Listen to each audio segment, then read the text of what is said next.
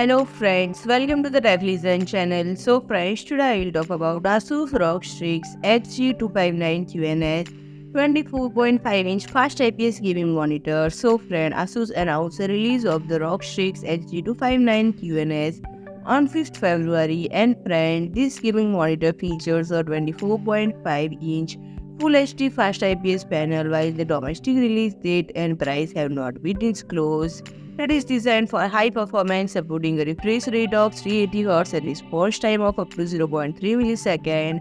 It is compatible with AMD FreeSync Premium for display synchronization, enhancing gaming experience by eliminating tearing and stuttering.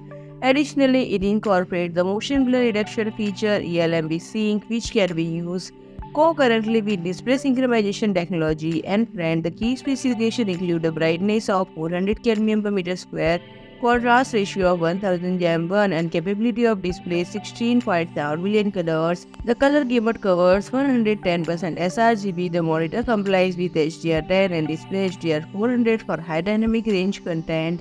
It offers angles of 178 both horizontally and vertically.